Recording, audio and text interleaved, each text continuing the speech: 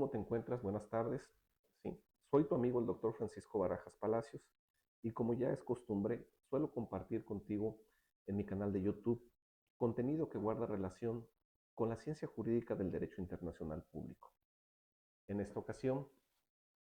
hablaremos un poco de cuál ha sido el proceso de formación que históricamente hablando se ha dado para la conformación del derecho internacional público, pero lo más importante es cómo el acontecer de las sociedades contemporáneas y de los estados guarda especial preeminencia para incidir sobre la forma en la cual el derecho internacional público sea a nivel global.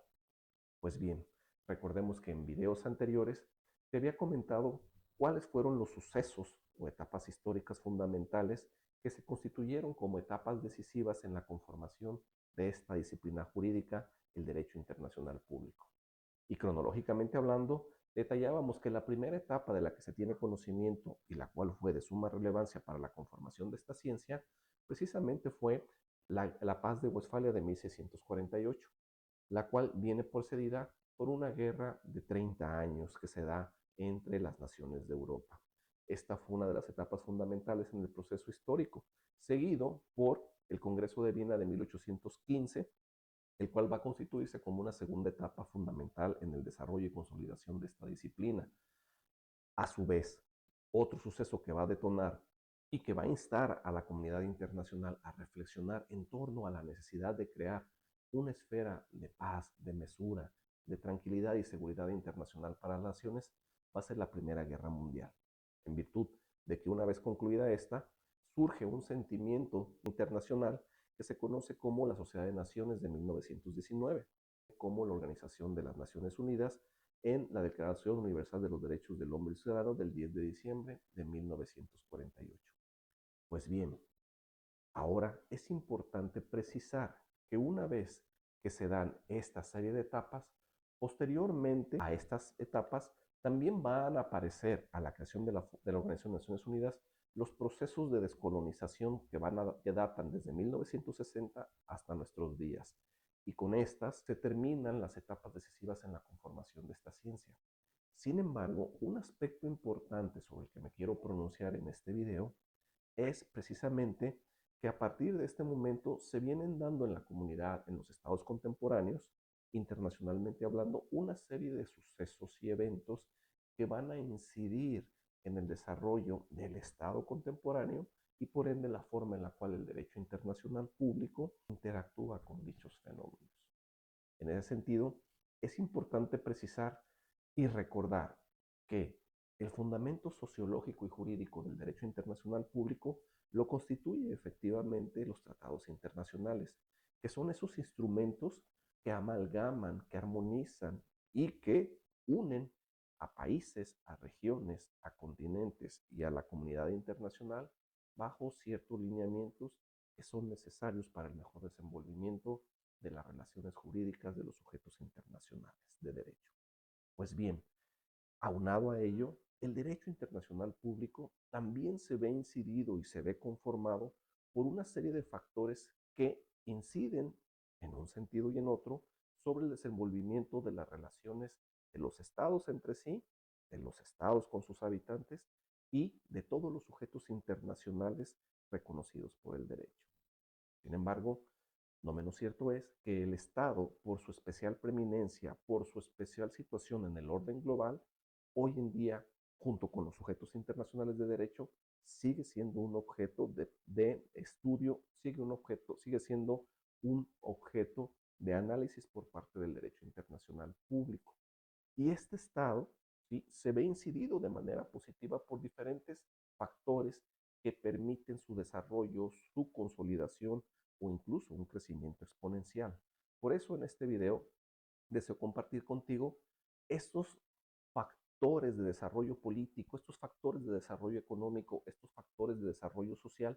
que han detonado el crecimiento, la consolidación y que incluso la ausencia de ellos también han dado la pauta para la división de los estados preexistentes. Es decir, me refiero a los factores de desarrollo político y de consolidación de un estado contemporáneo. Pues bien, debes como estudiante partir de la base de que el principal o uno de los principales factores de desarrollo político lo encontramos en el medio ambiente. El medio ambiente en el cual se desarrolla la vida, se acentúa el Estado, constituye uno de los factores más fundamentales para entender la consolidación, el crecimiento o incluso la desaparición de un Estado moderno. ¿Sí? Ese es uno de los factores principales que hay que tomar en consideración en el desarrollo político, económico, social y cultural de un Estado. El medio ambiente es determinante para poder entender incluso la forma de ser y estar de un Estado políticamente organizado. Por otra parte, el otro gran segundo factor lo constituye la población, ¿sí? Es decir, cómo se encuentra conformada la población que, a manera de asentamiento humano, le da forma, le da vida, le da contexto dinámico al Estado. El tipo de población que se tenga es fundamental para poder entender al tipo de Estado en el cual, ¿verdad?, se ve desenvuelto y el tipo de Estado que se presenta ante la comunidad internacional, que es materia de observación y regulación por parte del derecho internacional público. El tercer factor de desarrollo político, económico, cultural, es el factor tecnológico, la tecnología. Un país que invierte, un país que pondera o un país que desarrolla tecnología, un país tecnológicamente consolidado, generalmente es un sujeto internacional de derecho que posee un factor de desarrollo en esta sociedad contemporánea, en esta sociedad globalizada, un factor de desarrollo que le da fuerza, que le da vigencia, que le da mucha presencia en el orden internacional. Por lo tanto, la tecnología es el tercer factor de desarrollo político en las sociedades contemporáneas en el mundo globalizado actual.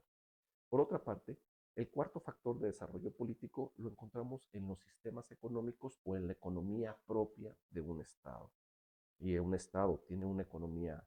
mixta, tiene una economía abierta, tiene una economía, ¿sí?, que pugna por el libre comercio, que pugna por, ¿verdad?, la libre comercialización de los productos, que incluso, ¿verdad?, dentro de su haber, dentro del ejercicio de su política exterior, firma tratados internacionales para el desarrollo económico, la cooperación internacional, el desarrollo económico, el comercio, pues hablamos de un país que le apuesta a un fortalecimiento económico a través de las relaciones comerciales con otros países. Por lo tanto, es un país en el que la economía fluye y al fluir la economía se consolida los índices de bienestar para los sectores productivos de los países que se ven involucrados como partes signantes o firmantes de un tratado internacional. Por ende, la economía es un factor fundamental en el desarrollo económico del Estado, del desarrollo político en esta sociedad globalizada. El último factor, pero no por ello menos importante, es el factor de las interrelaciones culturales. Aquí debemos entender que las interrelaciones culturales es la forma en la cual sus sectores poblacionales, su población y la forma en la cual las razas, los grupos sociales que integran en su totalidad a la sociedad de este estado se interrelacionan, cómo interactúan entre ellas, cómo se relacionan,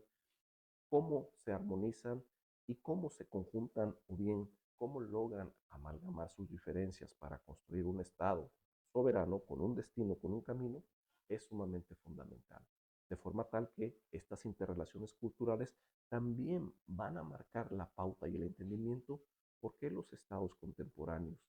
tienden a desarrollarse o por qué esta misma interacción cultural entre sus diferentes sectores tiende a frenar también su desarrollo.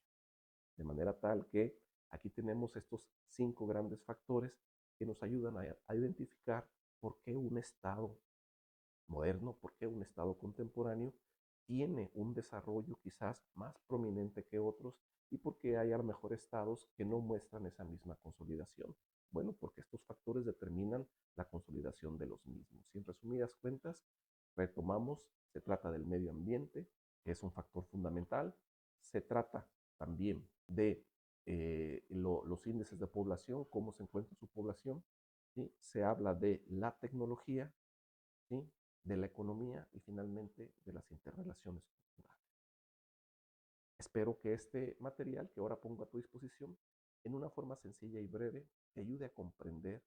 el grado de importancia y relevancia que revisten los factores de desarrollo político en el Estado contemporáneo, el cual es visto, analizado y estudiado como un sujeto internacional de derecho por parte de nuestra disciplina, el derecho internacional público.